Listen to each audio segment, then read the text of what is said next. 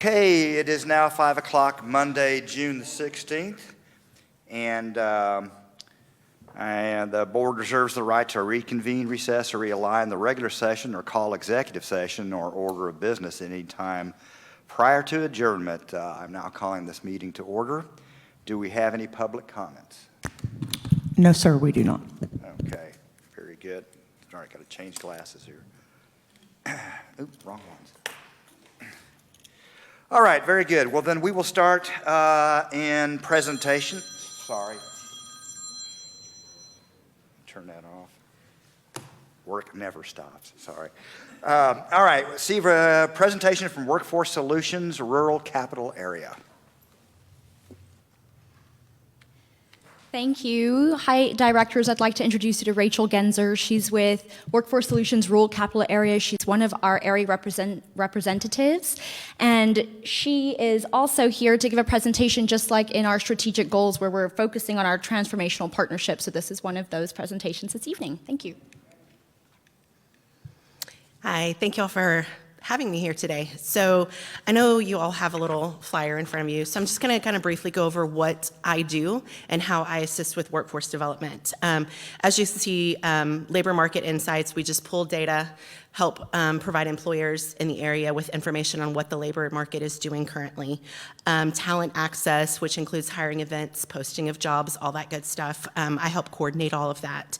When we get into talent pipeline and employee upskilling, one of the big things that we're kind of working on now, one of our board members is actually working with Mr. Liriano at Lost Pine Toyota here in Bastrop to develop an apprenticeship program for the auto tech program. So that's one of the many facets that we do. We try to work with the community to develop apprenticeships, internships, work experience to help people gain experience while also helping the employers. Yes, sir. So they're working, I believe, with ACC to develop a curriculum, if I'm correct on that. It's still in the very early stages, so we'll have more information as it develops. But that is one of the things we do. We kind of bring together learning institutions such as ACC, the employers, bring everybody together to help develop these programs to match what their needs are. K-12 engagement, again, that's going into the schools, kind of self-explanatory. We try to start at the ground level, teaching them and kind of exposing them to what's out there. Whether or not they go pursue a four-year degree, they have other options as well. Layoff prevention and outplacement, whenever there's an employer that's going to be going out of business, we come in and do a presentation to help assist with finding new employment for all of those employees. And then customized solutions, basically we try to meet employers where they're at. We come in and do a business needs assessment and we ask, what do you need us to do for you? If we don't have the answer, we can connect you with people that do. And then finally, I'm not going to take up too much of your time unless you guys have any questions, but you guys are putting together this innovative transportation July 18th, and we're helping spread the word to help coordinate that with you guys. We understand that transportation is a huge need in Bastrop, and so we're doing what we can to assist with that. Wow, that's great. You guys have any questions? Frank? Chris?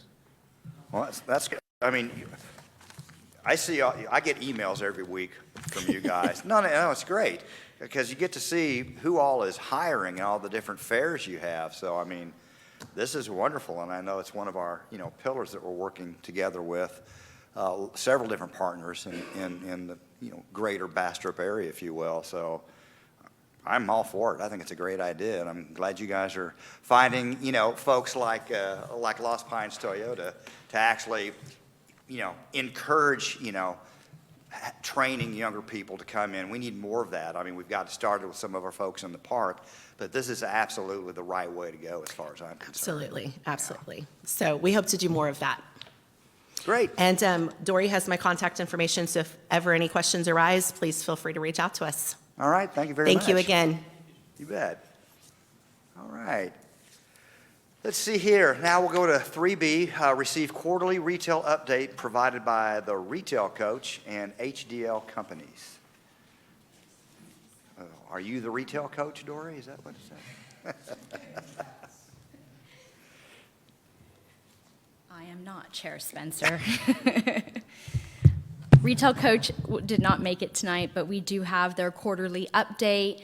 It's in your packet, and some of the updates note is that per state filings, the Market at the Colony project is moving along. That is the commercial retail space at Sam Houston Drive and 969. So there's a possibility that maybe there'll be an early education concept, potentially a liquor store. There's lots of conversations about what might go in there, but I know that's going to alleviate some of the stress upon families that need access to simple things outside of the colony and also Valverde.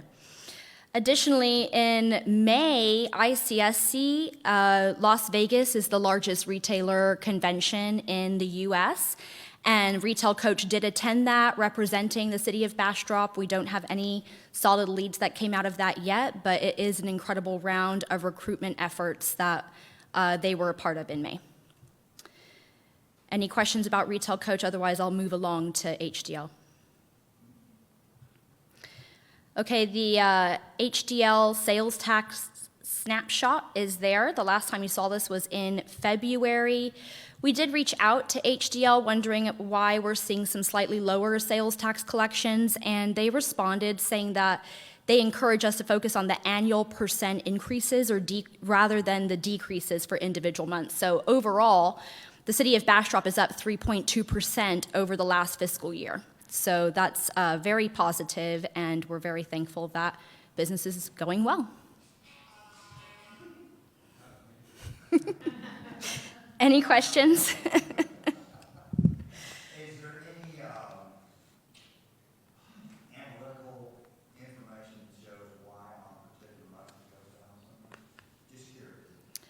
Not that we're aware of. You have to also remember that these graphs are 2 months delayed. So what you're seeing now is actually the sales tax that was collected. This is May, so it's a sales tax that was collected in February. No, March, sorry. So spring break times, you can maybe consider trends. You can maybe consider school was in, school was out. There could be a variety of different factors, but again, the important thing to focus is that we are up 3.2%. As I recall, one of the answers that we received was that certain retailers like to pay theirs in advance, and then if they overshoot, it skews it because then they have to settle up later. Apparently, there's some sort of a discount for paying in advance, so if their numbers are off, then it will be reflected later. So if they have to adjust, that will be shown in the graphs. Okay, thank you. Sure. All Thanks. right. All right, if there's no other questions, we'll move on to 3C. Presentation by the BEDC staff, update on the BEDC goals identified at the workshop on January the 13th, 2025. Sylvia? Thank you, Chair. Well, we are rapidly moving toward completion in the first 6 months.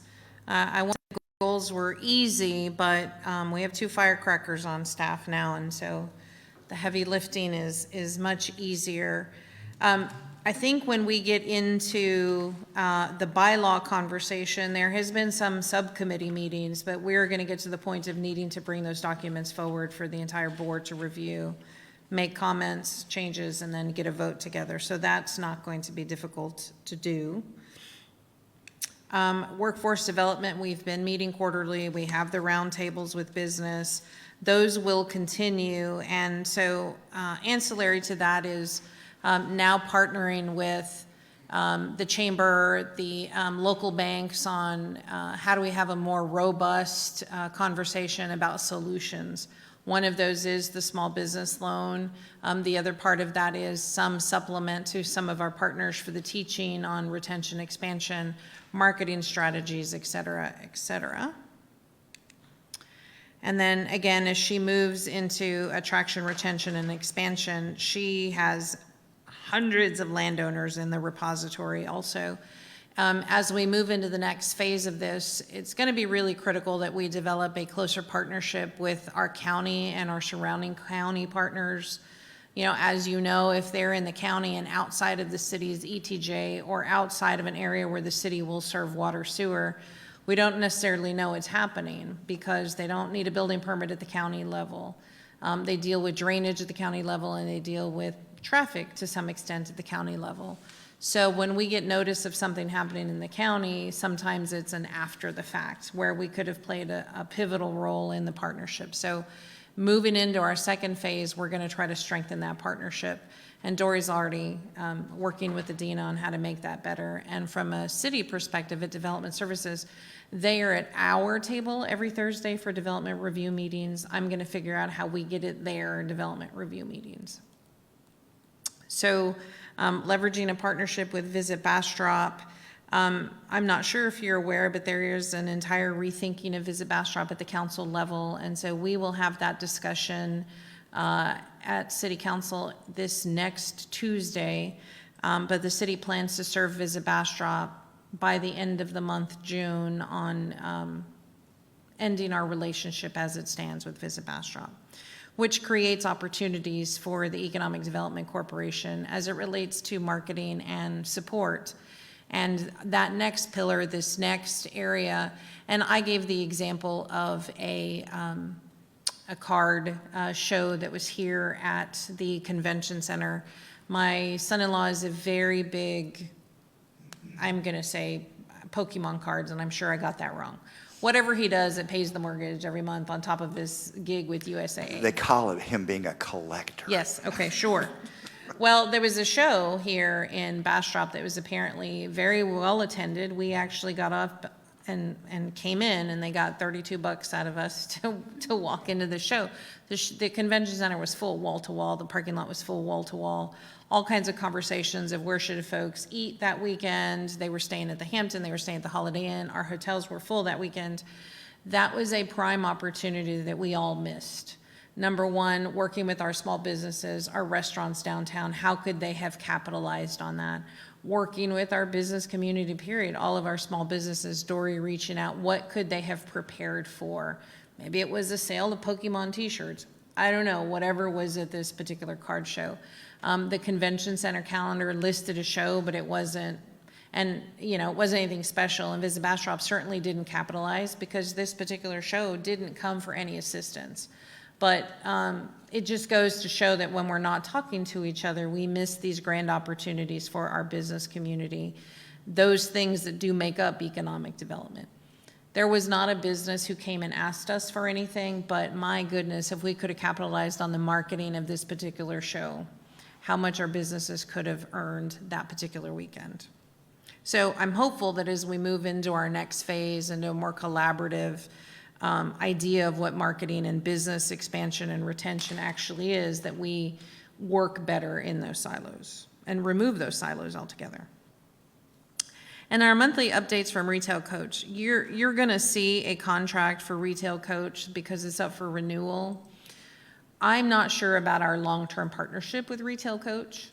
We are looking at a different vendor. It would be much more expensive.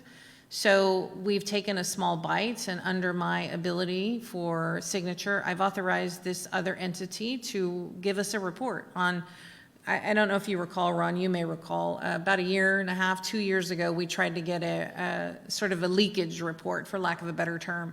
I was looking for more than retail leakage. I was looking for that industry that is in our area that we could have perhaps capitalized from periphery industry, i.e. if it's a manufacturing, who's providing the gaskets, who's providing the fasteners, who's providing XYZ. We could never get that. And if you recall, we terminated that relationship. We paid 50% or 30% or whatever that number was and said everybody on their way. I want to see what this other entity can provide in terms of a similar report. What is it that we're missing out on? What is it that's locating in other areas? And how do we get to capitalize on that? And if that report is meaningful, then I'm going to suggest to the board that we move on to them as a vendor. Have they given you what I would refer to as a tickler, kind of a idea of what they can come up with the information so that, it looks like it will fit the bill? Yes, and they are a competitor to Retail Coach. Yeah, and so we think it'll fit the bill, but again, this other entity we thought was going to be marvelous, and so I'm trying to get the report and see what kind of viable information, and I'm hopeful it's not just information I can go get off of the TDLR site myself. So if that comes back as a viable solution, we will bring a recommendation to the board thereafter. Right now, we may want to just renew our contract with Retail Coach for the short foreseeable future. Do they have a 6-month contract versus an annual contract for Retail Coach? Yeah, if you'll ask that question, a lot of times service providers will have a shorter amount, which also will let them know that we're not exactly the happiest with what they're doing. The shorter amount may be a little bit more expensive, but will. You know, we don't know the answer if we don't ask the question. So I'm suggesting is let's find out. Okay. So our next pillar, which I think is just continues to get stronger every year, is that of partnerships. Our quarterly meetings with partner organizations, our relationships with BISD, the county EDC, the area utility providers. I really want our county EDC partnership to get stronger and continuing to support the school district. I know we've all heard the mantra about it's hard to attract developers here if the school scores are poor. And so while that's one particular snapshot, the school is doing a lot of great things. And so we're capitalizing on that again. And again, that's how do you tell the story so that the results are actually complementary to what we're trying to do. And we stop getting out of each other's way. There's one partnership here that's not mentioned because it just happened on Friday. I reached out to my local, the organization is called Comadres, which is Spanish translation, Mexican ladies who like to gossip.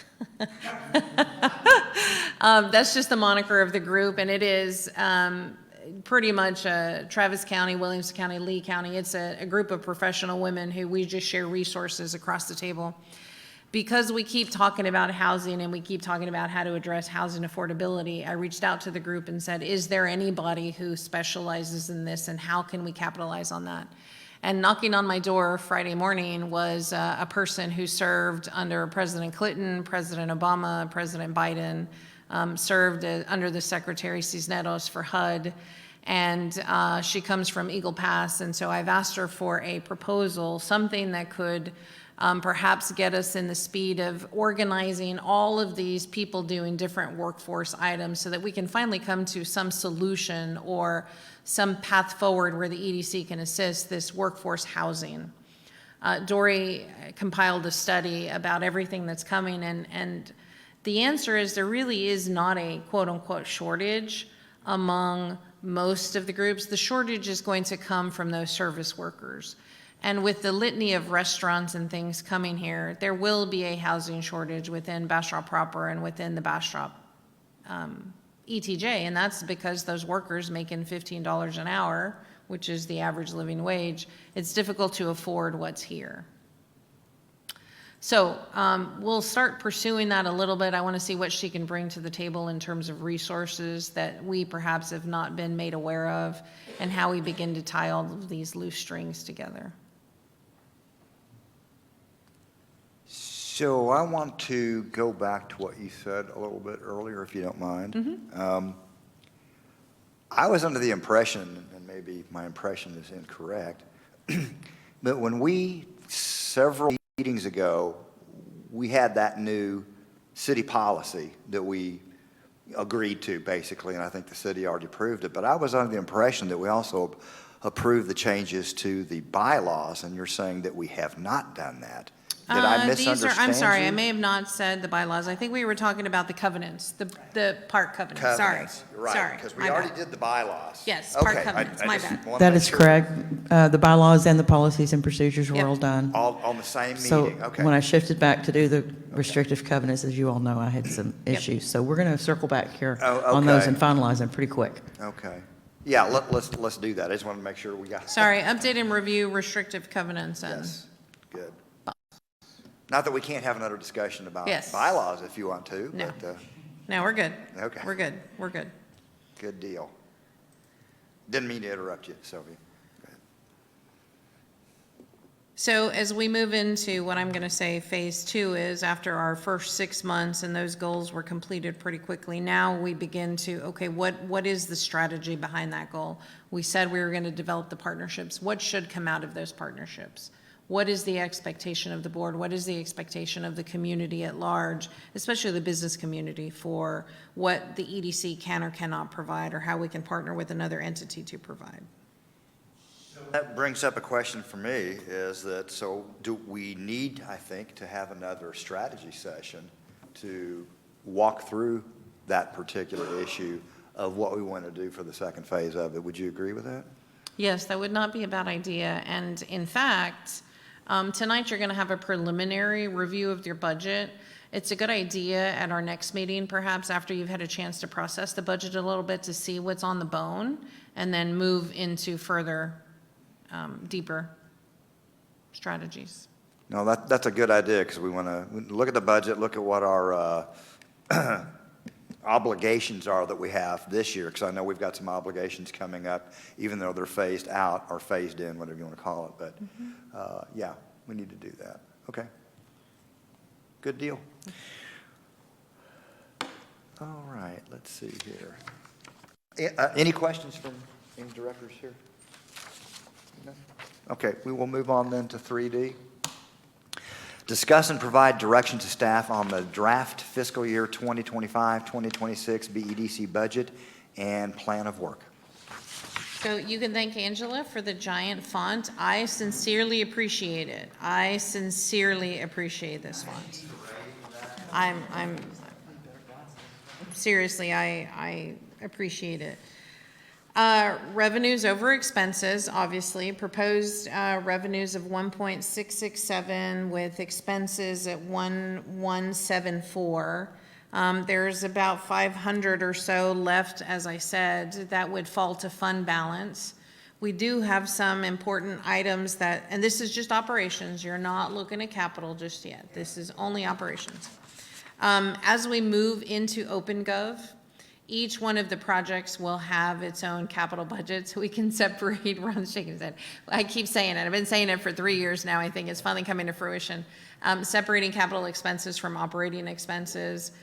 And so when you first look at our budget, it looks like we have a giant budget because we put a lot of capital in operating. And so I really want the board and the council and every person who looks at our budget to be able to understand how much was allocated to a project, where are we in the success or failure of that project, how much have we spent, and it keeps everybody honest as to a timeline and a deliverable. So we do have some outstanding capital that we will bring back, and those are the Accutronic, for example. We just paid out AEI, maybe Well, just. I'm sorry, define bring back? At our next work session. Oh, okay. At our next work session. So we'll bring back Accutronic, the rest of Blakey, any of the projects that are outstanding that have some type of hold on our fund balance. Because the way it stands, this would fall to fund balance. And then, we pay off capital. We're in a pay-as-you-go system here, other than paying off the debt. And we have how much left to the debt, Angela? 6, 7 years, something like that? Not that much longer. Yeah. 2030? It's okay. Remind us again, which debt are you referring to? So the BEDC has debt from, 10 years plus? 21. And Was that the 2017. bonds? 2017, yes, the Were bonds. those the bond? Okay. So it's 2017 and it's the 2021. debt stuff on the bonds that we did in, I remember that very well. Okay. And right. Laura, do you have any recollection of when those fall off? I think you're pretty accurate. 2030? Okay. So, going through the line item budget, we can go through the budget. There's our revenues total 1,667, and that comes from sales tax, that comes from a lease agreement. And we do have, as you notice, we have a very aggressive interest income. What I would like to do with the city council is we're bringing forward an investment policy to the council regarding investments and how we put our money to work. We are restricted. There are some rules, I can't go gamble in Vegas with the city's money and hope to make it. But so long as things are FDIC insured and the city's money is not quote unquote unrisk and we're not in weird market securities and those kinds of things. But we know for a fact that we have about $5 million in our account that is sitting in hold in some other shape or form. There are some very high yield accounts that we could put that money in that could earn way more than the little over the percentage that we're earning in TexPool and TexStar. So the city will visit that. It'll be a policy that trickles down to EDC. We're also going to put, that's going to be an RFP that goes out on the street to the banks to see who can provide the best competitive product and the best competitive rate. Obviously, we want to keep money local, right? Because local feeds a local economy, but really it's whatever is in the best interest of the city and the board to get the best return on investment. Here comes the banker. I see him leaning in. I see him leaning in. I see him leaning in. Your comment was as aggressive vehicles, but you're not talking about CDs, right? Not just CDs, maybe some money market, Yeah, some MMOs, yeah. so long as it's FDIC insured. Keeping an eye on being able to get your money. Yeah, liquidity, absolutely. Absolutely. Yeah, we've had general discussions about it, and it can't be any money locked up, there can't be any, early withdrawal fees, things like that, but since it is a city and EDC, because you're looking at it from a city point of view as well, then we need to make sure that we're getting the best deal, and yes, local, I agree, and if we can find a better deal, maybe have that discussion and find out what the ramifications are, but. And it may be a combination of CD, money market, those kinds of things. Again, whatever's going to protect us, but 1.25, 1.35 that we're earning at TexPool, TexStar really hurts my feelings. I have Chris shaking his head, yeah. Anyway, so we did have an investment policy change last year at the council. Now it's time to add some meat to that and begin to even have a conversation about that. Okay. When, on the back of the envelope, when do you think we'll be able to have that financial policy completed so we can actually start? Prior to the start of the budget year, Okay. prior to October 1. Okay. So it'll take place in the next fiscal year then? Okay. The existing financial policy allows for CDs right now, the existing financial. And that's the only instrument that we're able to take advantage of? In the current investment Yeah, policy. right, okay. Yeah, that, So then we move to the operations budget. This is the salary component of the budget. There are 2.5 staff members, and then, the associated charges that come with that. It looks like a giant bump in retirement. It's not. We all went from 6.5% to 7%, which makes the BEDCs charge 14%. And then there's an adjustment to give, I think the exact number is like 13.65, blank, blank, blank. Nothing out of the ordinary. Then we go into just normal operations. There's been an increase in industrial park maintenance expense, and that is really, we've ignored some things for a little while. The irrigation system, for example, is up and running. We've got some new lighting out there as it relates to the sign. We did take out maintenance of building. That was sort of a parking lot for anything that was needed out in the industrial park or anything that was needed in the prior office. We've left that blank this year because I feel like if we need a large ticket item, we're going to come to the board anyway. There's no, yeah, there really was no use in having that item.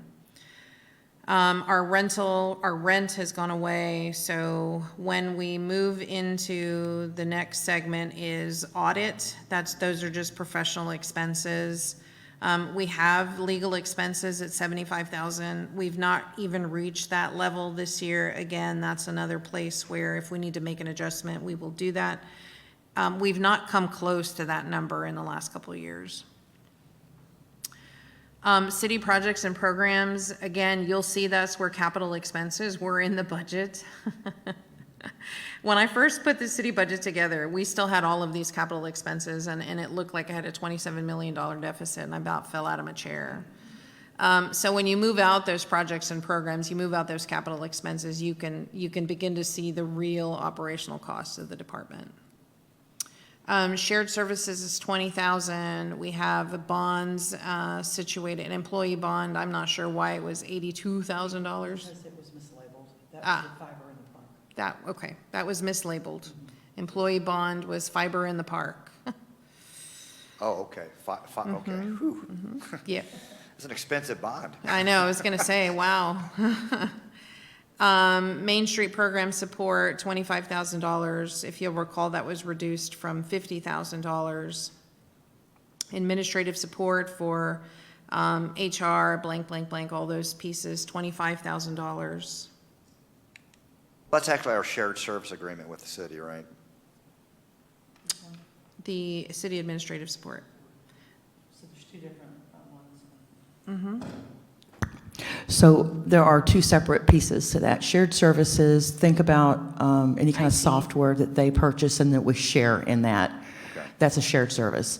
Admin support is literally supporting any kind of administration from HR to finance to IT. But aren't both of those things in the same They're in the same agreement we have contract. with the city? Okay. Yes, sir. Okay, thank you. We move into business development, travel and training. We did bump up the travel and training a bit. Dory's doing a lot of training, a lot of travel. We'll talk about the vehicle here in just a minute. Dues, subscriptions, publications, $25,000. And that's again getting us in front of some pretty significant industrial and business magazines. And let's see, business development, we upped that to $5,000. Again, it just, whoever we are entertaining or discussing, all of those are receipts that are turned in and reviewed. Then this is probably the area that saw the largest increase, and this is marketing. This is regional, and we bumped that to $25,000. We'd previously only budgeted $10,000 and $5,000 in the budget. This year, we're already at over $12,000, and that's because some of those publications are pretty expensive, but they have a national and international reach. Same thing with digital and special advertising. Workforce development, the board recommended a $5,000 increase last budget year, so we bumped that $5,000 to $30,000. Entrepreneurial small business support, we put $10,000 at that to include any potential training or support that we perhaps need to provide to our partners. Small business retention, retail recruiting, $22,000. Retention and expansion, $20,000.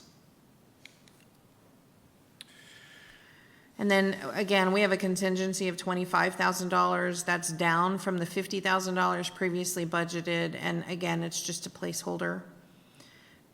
There's that pesky capital expense account of $1.4 billion, which we've reduced to $50,000, and that's, again, if there's anything in the industrial park that needs repair, if we need to repair hydrant, we need to repair any of those kinds of things, that's that line item. This year we did $200,000, but you got the monument sign, you got the irrigation system fixed, we've got some new painting. There's some pretty significant things that happened. And there's the bond payments. We have $65,000 toward that 2017 bond, and then we have that 2021 bond. So that brings our total expenses to 1.174. Okay. Well, I'm glad we're looking at it in this format. It's much easier to understand. So thank you for doing that, Angela. Yeah. No, it's not too frilly, but I will tell you, last year, or I guess the first full budget last year, when I presented a $7.9 million budget, everybody about fell out of their chair going, how are we going to pay for it? Knowing that most of that was in capital expense that was in reserve, so. Okay. Very good. Frank, got any comments or anything? Okay. Any questions from directors? Okay. Thank you very much. Okay, let's see here. Okay, we'll move on to 3E, presentation and discussion on a tax increment reinvestment zone, also known as a TERS. So thank you, Chair. So the board asked the staff to go on and proceed looking at the properties that could potentially be incorporated into a TERS. What we've included are city limit properties. It's a weird, odd shape that's bisected by Lover's Lane. Catches the BEDC-owned property and the park, and then we catch some commercial up at 71, make that turn. The math is approximately 362 acres that has a current taxable valuation of $366,000. So the way a TERS works is 366 would be the freeze amount. That's it. That's the freeze amount. Then this is assuming a 10% increase, because that's about what commercial has seen over the last several years. And so year one would net $36,000 and so on and so forth. An initial borrow on that $36,000 is a potential of $520,000. So theoretically, if tomorrow the EDC and the city created a TERS over that specific district, just based on the revenues that are brought in today, not any increased value, that's about what the EDC would generate in order to make some improvements of blank amount. So going back to the map, it looks like the new Marriott Courtyard property is included in that. Can you explain to me, and maybe more than just me, where the value add comes in of having a hotel and a TERS? So it's not, you won't see that value add until next, Okay. because they just broke ground. No, I realize we're not even Yeah. finished. I just mean the advent of having a Oh, hotel absolutely. in So the if it's TERS. zero today, it's frozen at zero. That's, that we calculate that base amount. Next year, if it's worth $4 million, then the tax on that $4 million is what's deposited into it's a TERS and a TIF, a tax increment. No, TIF, tax, thank you, I brain fart. So you create the TERS is the boundary, it's gotta go into a TIF, it's gotta go into a fund, and that's the fund that pays. So if we had a property that is zero and the TERS is created and a new property goes up, that value add is what's Goes in the calculated, TIF, so to okay. speak, yes. So the potential, so I know that these dollars don't seem very big, but we still have, almost 100 vacant acres in this particular area. And I realize not all of that is buildable, but if a manufacturing industry, for example, came here and put 20, 40, $50 million worth of building on the ground, then you begin to have some real runway. Yeah, like we already know, L&S Electric's going to be putting their, it's already public information, their big global tech hub there, and that's pretty darn big. Okay. And you do have some residential homes right there, yeah. No, what's on 71 may be currently zoned residential, but the future land use map and the current land use map actually calls that out to be commercial and mixed use. Okay. All right. So we So don't have the idea any- is that transition. No, we don't have any residential. The thought was there's a potential capture in some of this area, but that's WCID service area, and you really are limited to the amount of residential that can go into a TERS, and it should have there should be a direct benefit. Okay. And there's no adverse to having our appraisal district building in there, having the jail Well, those in are there? zero. Those are zero anyway? Those are Okay. zero. All right. So they're not going to, good. Yep. The conversation at the council level is, obviously these are future revenues the city gives up. Because the city won't be receiving that, it'll go into the Right. into the funds that will have to be used to directly benefit this area. And so from a longer term perspective, I really would like to look at this strategically, what is needed on this side of the world. And we know, for example, that, Buc-ee's, Mercedes-Benz chargers want to go into the Buc-ee's. And the Tesla chargers right now earn BP&L more money than the Buc-ee's does. And so we know those are high dollar items. And so if there are some improvements to the electrical system over there, or there are improvements that this part of the area needs to have, then we should probably be having some of those conversations also. We also know this side of 71, although the Gateway project didn't happen, we know the future land use has all of this as commercial also. The segment that's in the city limits anyway. And so is it an opportunity for a more strategic approach? We're limited somewhat because this is toad habitat, and some of the expansion on this side of the world is a little bit more limited than it is perhaps on our west side. But I think this bears a much larger conversation. We are looking at TERS, I'm calling this TERS number 1. We are looking at TERS number 2, which is the downtown TERS, because the city wants me to figure out how to fund a parking garage and some necessary improvements downtown. Yes, yes. Yay. And so there are obviously some benefits of future directed revenues. So walk us through the process here. Is that something that we approve, but then city council has to approve, or is it 100% city council? It's 100% city council. Excellent. Okay. Now, what we will agree on here is those potential improvements that, Yeah, what we're able to utilize the funds to go towards, right, in the future when it starts collecting. Okay. Okay.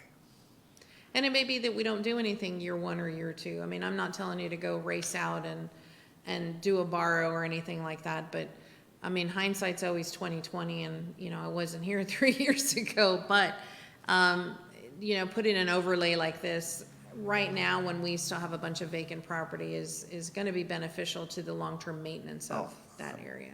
I agree. I just wanted to understand the process here of what, you know, if we needed to do anything, we got that answer. Okay. Great. Super. Any questions? Any directors? Okay. Very good. All right, we will now move on then to regular business. 4A, approval of meeting minutes from the joint meeting with City Council and the regular board meeting of April 21st, 2025. I'm looking for a motion to approve the minutes. I'm sorry, there are 2 sets. I just put them all together since they were the same night. So whoever makes the motion is to approve both sets of minutes. Thank you. You want to redo your motion? I motion to move to approve both sets of minutes, please. I'll second. All right, all those in favor? Aye. All those opposed? Okay, motion carries. Very good. 4B, receive the monthly financial report for April 2025. Oh, go ahead. That's part of it, yes. Good evening. I'll start with the monthly comparisons of April. If we compare April projections to actuals, as Dory previously mentioned, sales tax did underperform for April.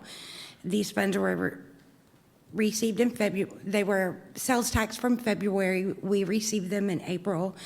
It came a little bit, about 11,000 under projection. Overall, that impacted revenue to come in about 8,000 under projection, while expenses are running about half a projection. So we did come in 134K under projection on expenses. Okay, the only question I have is, can you refresh our memories on the capital improvements? We projected Sure. 15, and it came in at right under 50, so, That's the monument sign. okay. That's what I needed to know. Thank you. When we do the year-to-date projections to actuals, we are still running very tight. We are exceeding sales tax by approximately 7K. Overall, total revenue is exceeding projections by 48K, while expenses are under projections by 443K. The worksheet that I handed out is in lieu of this slide. I clearly had some user error when I was making this slide. because the math is not mathin'. That's why the handout is. Unfortunately, on the slide, it's missing April and March numbers. So for the handout that I gave you, April and March numbers are included. Overall, we've collected 57% of our projected sales tax as of April. Oh, I think I went back. As of right now, the capital outlay outstanding is the Accutronics. Everything else has been resolved. This is our city project for draws. Right now, the main thing outstanding is Blakey. Which, if I can give the board an update, we did receive the appraisal for Blakey, and so it is within the limits of the negotiations, and so we just need to work with Charlie and his firm and the other attorney firm to get that resolved. So Blakey's gonna start moving. And therein, we'll also see the schedule of the drawdown? Correct. Okay, all right, very good. Good, making progress. All right, thank you. Okay, let's see here. 4C, consider an act on authorizing the Bastrop Economic Development Corporation to utilize the City of Bastrop IDIQ engineering service list for the U.S. Economic Development Administration Economic Adjustment Assistance Program, say that 3 times, Planning and Local Technical Assistance Programs, and the Disaster Recovery Program and the American Relief Act.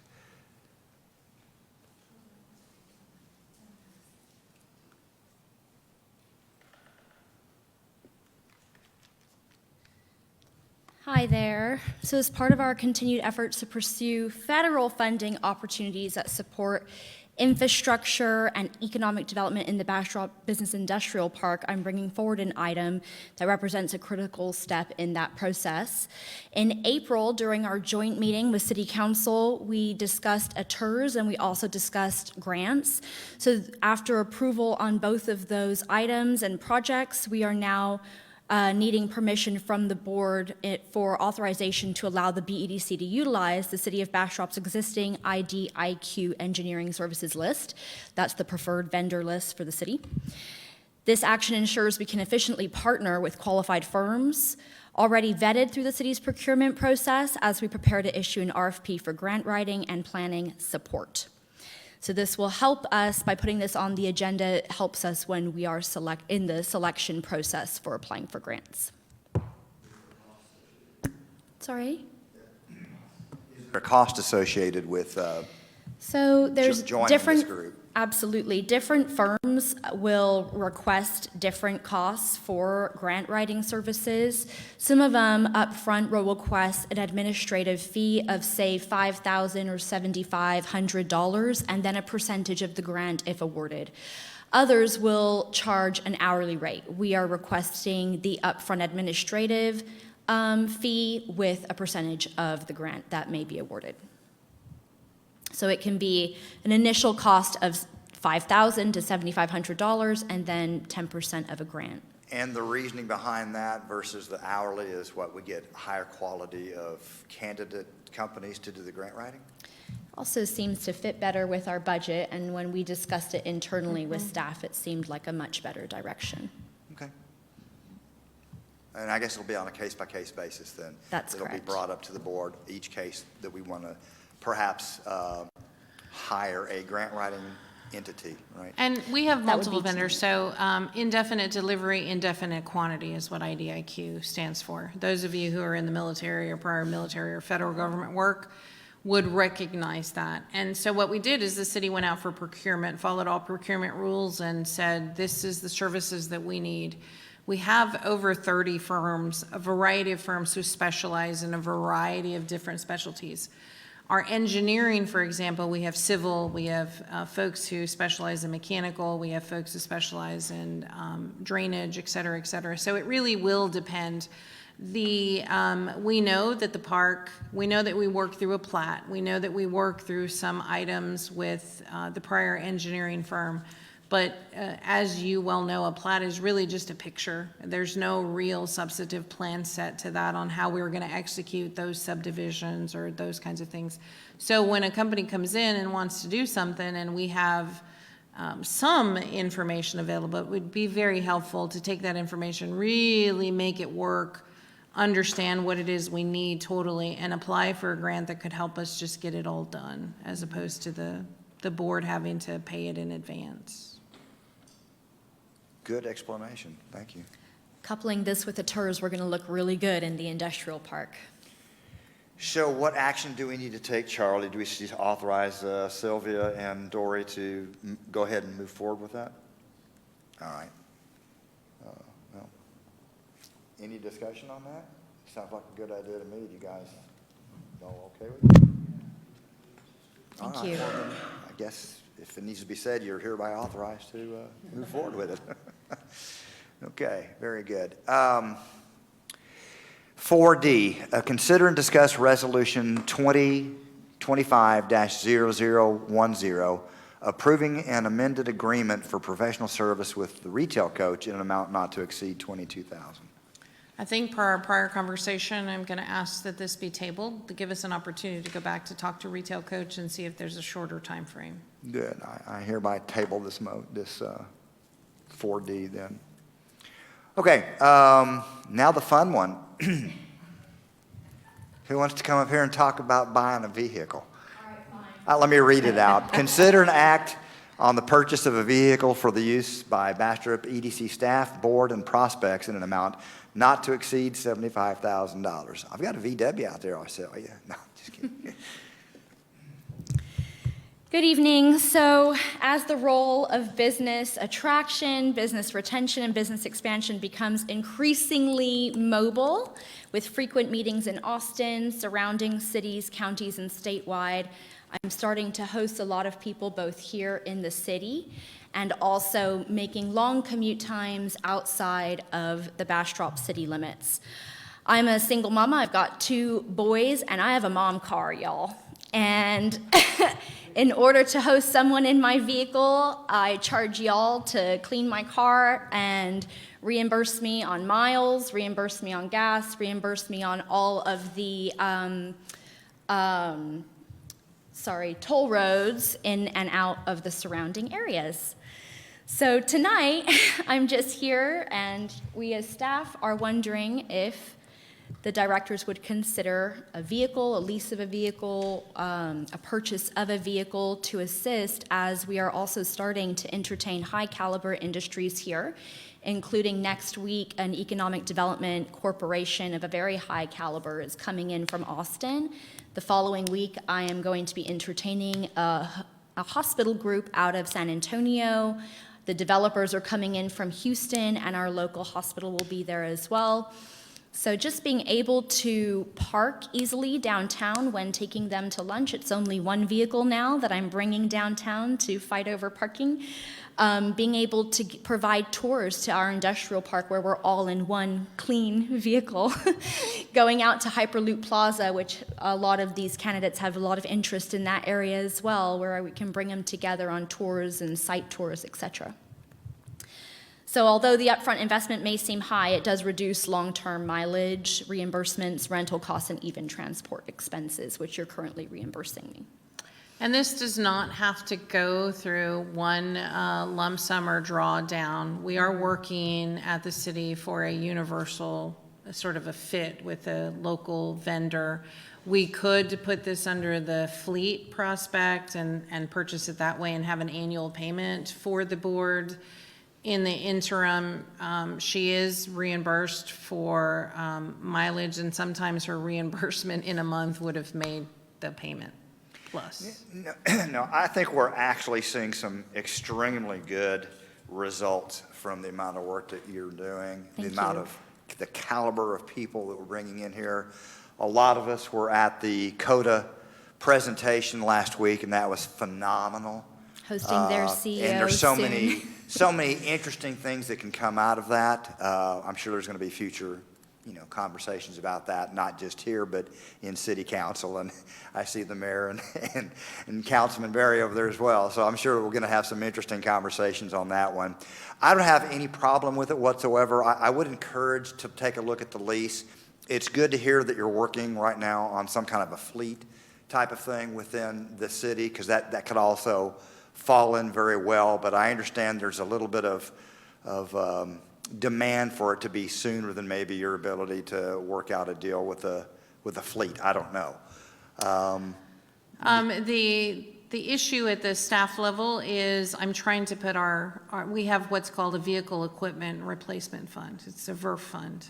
That fund also, like other funds in the city, has several $1 million in it, and the city has always been in a pay as you go. So again, investing those dollars, putting that interest to work, and having that interest pay the payment of the vehicles and never touch the principal, right? Absolutely. It just pays for it right there. It Absolutely. just makes smart money. That's wrapped up in this. If we want to go ahead and proceed and let her out of the VERF and just go directly to a purchase, we can do that. This is above the amount, so we do have to go get bids and follow purchasing protocol. No, you definitely have to. To me, it might make sense. I mean, there's pros and cons of owning versus leasing. I would like who is going to be taking the lead on finding out the information on what's the better way? So we have Doug Haggerty with Fleet and Facilities who does that. I mean, ideally, if, I'll just give you an example. Our police vehicles, for example, or any new vehicles, we try to get the vendor to also service the vehicle for the first 2 years, 3 years. That's where I was to going. reduce the initial maintenance, to reduce the overall maintenance. Okay. So it's those kinds of negotiating tactics.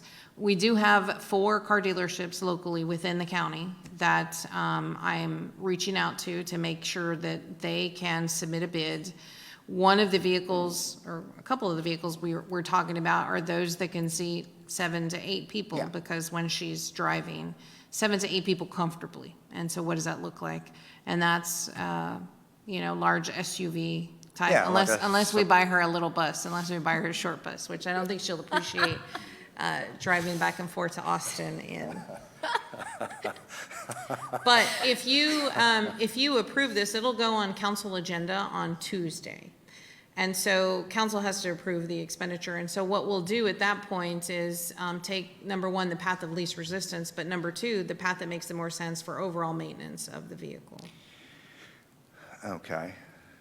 I think it's a worthy endeavor, and like you said, we're by changing the investment policy, it's going to generate a lot more, cash flow, if you will, which can definitely do that. And we are trying to have a higher level and a better level of companies that come in here, and we need to show that we're not just a podunk little town that uses, used cars to haul people around. Well, your office space has definitely improved 1,000%. Yeah, absolutely, and that Being makes. above the blood bank really is much better. Sorry, outside world, I didn't mean You to could say have gone that. the whole day without saying that. All right, well, I think what we're going to be doing here is just approving you to go take a look at what the options are, because I don't think we have. Wouldn't we need a resolution, Charlie, to approve $75,000 expenditure? We have one. Okay. Okay. We do have one. I drafted it for the purchase of a vehicle, so perhaps from the dais, y'all can make amended motion to Purchase say. or lease, yeah. Purchase or lease, or work with the city, with their fleet program. Just a second. Yeah. So that I would say we just do a motion. We don't really do the resolution. So let's just do a motion on that right there then. All right, well then I'll be looking for a motion then for them to look into the possibility of purchasing or leasing a vehicle not to exceed $75,000. Thank you. Okay. I'll second. All right, all those in favor? Aye. All those opposed? Very good, that motion carries Did you then. submit your reimbursement? You're welcome. You submit 10 months of reimbursement. And it's Just- not pink, right? I mean, you're gonna get. No. Although we will brand it. We will brand it so Yeah. that there's visible branding on the vehicle as well. Yeah, no, that makes perfect makes sense. Okay. Very good. All right, we're going to be moving into executive session now.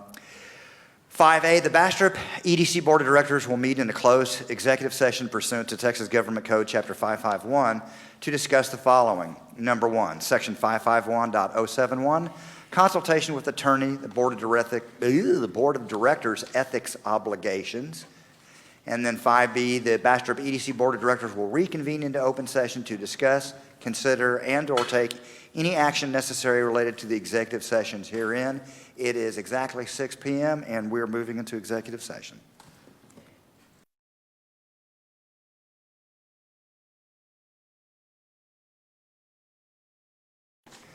All right, it is now 6:14 p.m., Monday, June the 16th. We are reconvening into open session. There are no actions necessary coming out of that, so I will look for a motion to adjourn. All those in favor? Aye. Aye, good. We are adjourned. Thank you very much for your time.